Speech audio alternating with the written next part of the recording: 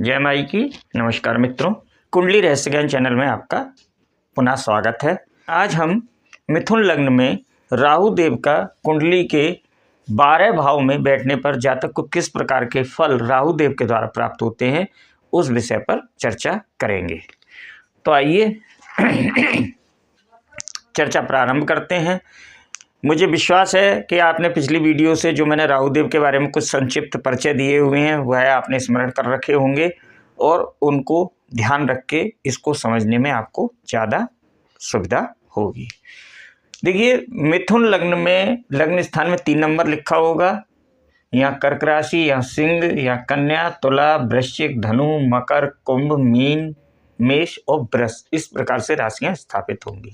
अब यदि राहुदेव लग्न स्थान में ही विराजमान हो जाते हैं, अब ये मित्र की राशि है, बुध देव की राशि है और राहुदेव आपको बताया सहचर्य से फल देते हैं। बुध देव भी बुद्धि के कारक ग्रह हैं और लग्न स्थान में राहु देव के आने से यहाँ पर जातक का स्वास्थ्य बहुत अच्छा हो जाता है। बौद्धिक क्षमताएं उसकी बहुत ज़्यादा होती हैं, अच्छी होती हैं। उसकी कोई भी काम को समझने की जो शक्ति है वो बहुत अच्छी होती है। और यहाँ से पंचम दृष्टि देखिए शिक्षा के स्थान पर आएगी, शिक्षा बहुत अच्छी प्राप्त करता है। सप्तम दृष्टि वैवाहिक स्थान पर आएगी तो वैवाहिक स्थिति में भी स्थितियाँ सामान्य रहती हैं। और नवम दृष्टि भाग्य स्थान पर आती है, यहाँ भी मित्र की राशि है तो भाग्य का भी यहाँ पर साथ मिलता है, पिता का भी साथ मिलता है। तो कुल मिला के यहाँ पर जाने से यहाँ पे यह राहु की एक उच्च की स्थिति भी होती है। वृषभ और मिथुन राशि में राहुदेव उच्च की स्थिति के समान फल जातक को प्रदान करते हैं। तो यहाँ पर जातक को हर प्रकार के सुख जातक को प्रदान कराएंगे और स्वास्थ्य और मानसिक स्थिति के हिसाब से भी यहाँ पर बहुत शुभ स्थितियाँ होती हैं। बात करते हैं कुंडली के द्वितीय भाव की। अब देखिए यहाँ राशि आ गई कर्क राशि। अब कर्क राशि में राहुदेव सबसे बुरे फल प्रदान करते हैं, बहुत ही परम शत्रु हैं और यहाँ पर जाने से कुटुंब के सुखों में कमी करते हैं, मित्रों के सुखों में कमी करते हैं, वाणी को बहुत खराब कर देते हैं। यहाँ पर मुख संबंधित रोग यहाँ पर देखने को मिलते हैं, कभी कभी यहाँ पर मुख का कैंसर भी देखने को मिल जाता है। तो यहाँ पर जाने से राहु देव धन की हानि भी कराते हैं, धन को संचित नहीं होने देते हैं। तो यहाँ पर राहु देव बैठकर जातक को बहुत ही अशुभ फल प्रदान करते हैं। पंचम दृष्टि 1, 2, 3, 4, 5 यहाँ पर बार बार कर्ज की समस्या उत्पन्न करा देते हैं। सप्तम दृष्टि से अचानक से धन की हानि करा देंगे। नवम दृष्टि कार्य क्षेत्र पर जाएगी तो कार्य क्षेत्र में स्टेबिलिटी नहीं आने देते हैं, बार बार बाधाएं समस्याएं उत्पन्न होने लगेंगी। जो भी कार्य करेगा उससे धन उतना उसको प्राप्त नहीं होगा और समस्याएं उत्पन्न होती रहती हैं। तो कुल मिलाकर यहाँ पर बहुत ही अशुभ फल जातक को प्रदान करते देखा गया है। बात करते हैं कुंडली के तृतीय भाव की। यहाँ पर भी शत्रु की राशि सिंह राशि आ गई। सूर्यदेव यहाँ पर जो है वह सिंह राशि के स्वामी होते हैं। तो ऐसे में क्या है, देखिए मेहनत तो यहाँ पर बहुत ज़्यादा बढ़ा देंगे और मेहनत कर भी लेगा, क्योंकि राहुदेव मेहनत तो करा लेंगे लेकिन छोटे भाई बहनों के सुखों में कमी कर देगा। और जो परिश्रम करेगा जातक उसके सापेक्ष उसको उतना परिश्रम का लाभ नहीं मिलेगा। जीवन में समस्या बढ़ जाएंगी, निरर्थक की छोटी छोटी यात्राएं जो है वह करने पड़ जाएंगी। पंचम दृष्टि वैवाहिक स्थान पर पड़ेगी, विवाह में भी बहुत ज़्यादा अच्छी स्थिति नहीं रहेगी। सप्तम दृष्टि से भाग्य स्थान को, पिता के स्थान को देखेगा, पिता के सुख में कमी कर देगा, पिता का सहयोग प्राप्त नहीं होगा, भाग्य का किसी कार्य में उतना सहयोग उसको प्राप्त नहीं होता है। नवम दृष्टि इनकम भाव पे पड़ेगी, इनकम को प्रभावित कर देगा, लाभ अर्जित नहीं करने देगा। यहाँ पर बैठकर छोटे भाई बहन और बड़े भाई बहन दोनों के सुखों में कमी कर देता है, उनसे उतना सहयोग भी जातक को प्राप्त नहीं होता है। बात करते हैं कुंडली के चतुर्थ भाव की। यहाँ पे राशि आ गई कन्या। कन्या राशि के स्वामी होते हैं बुधदेव। देखिए लग्नेश भी बुधदेव और चतुर्थ भाव के स्वामी भी बुधदेव। और यहाँ पर अगर राहुदेव बैठ गए तो यहाँ पे क्या होता है, राहुदेव मित्र की राशि में आ गए। तो ऐसी स्थिति में यदि बुधदेव यहीं पे विराजमान है, लग्न में विराजमान है या मित्र की राशि में शुभ स्थिति में बैठे हुए हैं तो चतुर्थ भाव के सुखों में वृद्धि होते देखी गई है। यहाँ पर बहुत ही आलीशान भवन जातक को प्राप्त होते देखा गया है। बड़ी गाड़ी का सुख यहाँ पर प्राप्त होते हुए देखा गया है। माता के स्वास्थ्य में थोड़ी सी दिक्कत भले आ जाए, लेकिन माता के वैसे कोई ज़्यादा दिक्कत नहीं होती है।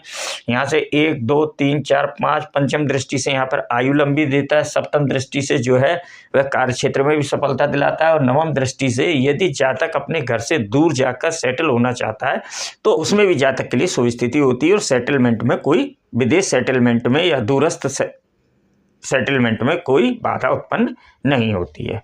अब बात करते हैं कुंडली के पंचम भाव की।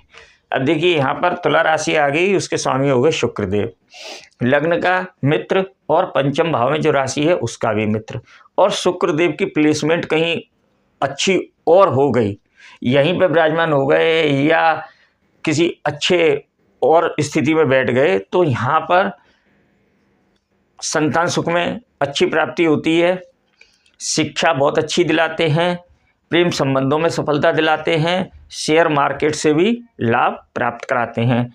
1 2 3 4 5 पंचम दृष्टि से उच्च शिक्षा भी प्राप्त कराएंगे, भाग्य का साथ भी दिलाएंगे। सप्तम दृष्टि से आय भाव को भी प्रभावित करेंगे, आय के स्रोत सृजन करेंगे, आय से भी कोई समस्या उत्पन्न होती नहीं देखी गई है। और नवम दृष्टि से लग्नेश को देखेंगे तो यानी कि स्वास्थ्य की स्थिति भी उत्तम करेंगे और जातक अपने बलबूते पर सभी चीज़ों को प्राप्त करेगा। बात करते हैं कुंडली के छठे भाव की। अब देखिए यहाँ पर आ गई वृश्चिक राशि।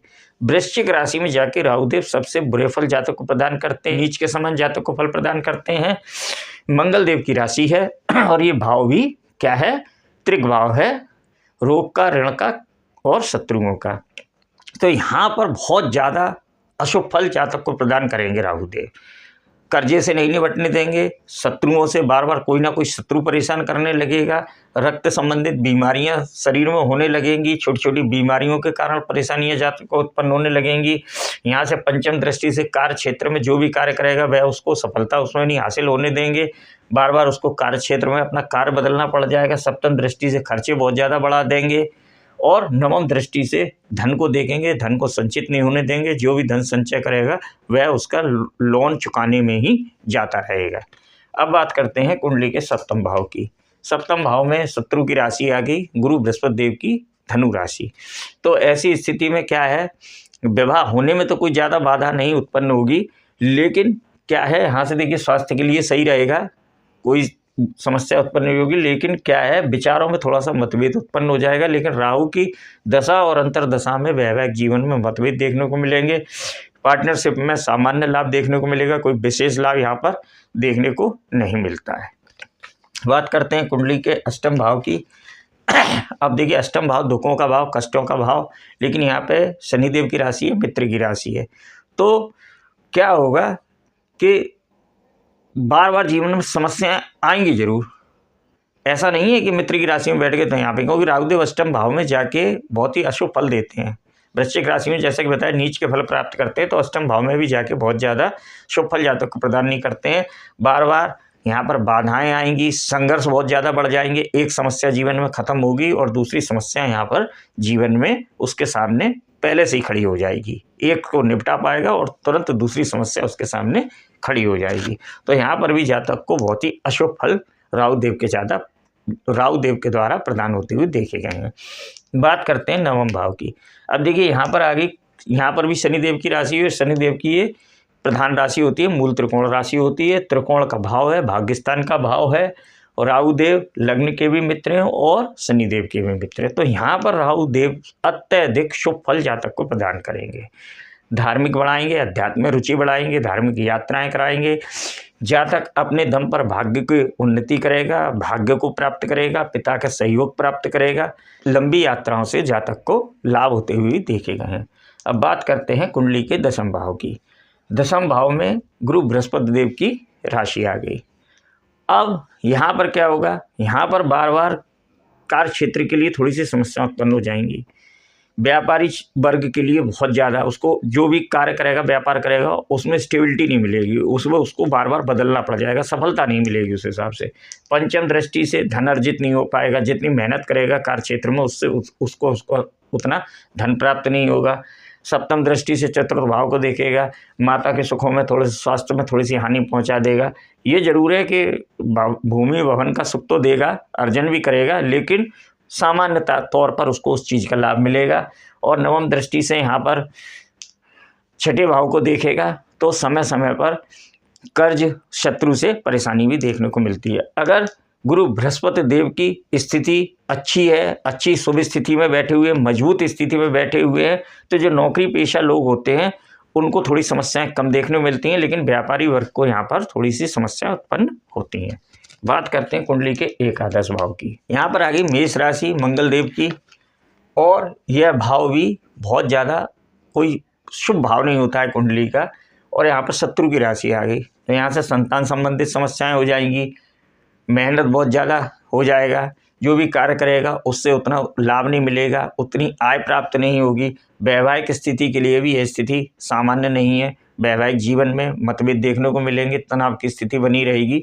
तो कुल मिला के एकादश भाव में जाने से भी राहु देव जातक को अशुभ फल ही प्रदान करते हुए देखे गए हैं।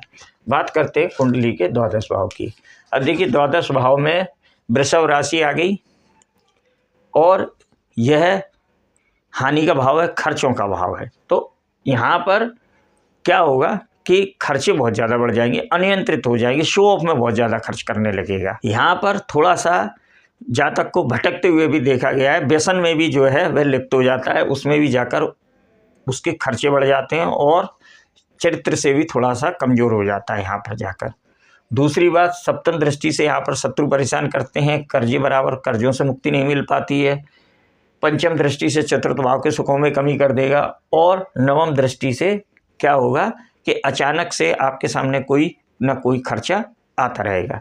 ये एक स्थिति केवल एक शुभ है कि अगर जातक अपने घर से दूर जाके स्थित होना चाहता है, वहाँ पर जाकर सेटल होना चाहता है, तो उसमें राहुदेव उसको हेल्पफुल होते हैं, और वहाँ पर उसको किसी प्रकार के सेटलमेंट होने में दिक्कत नहीं होती है, और वहाँ से उसको लाभ भी प्राप्त होते हुए देखा गया है। तो आज हमने मिथुन लग्न में राहुदेव के 12 भाव में जाने पर जातक को किस प्रकार के फल प्राप्त होते हैं उस पर चर्चा की। अगली वीडियो में अग्नि लग्न पर चर्चा करेंगे। मेरे द्वारा दी गई अगर जानकारी आपको समझ में आई हो, पसंद में आई हो, तो वीडियो को लाइक कीजिए, वीडियो को शेयर कीजिए, चैनल को सब्सक्राइब कीजिए। अपना ध्यान रखिए। नमस्कार।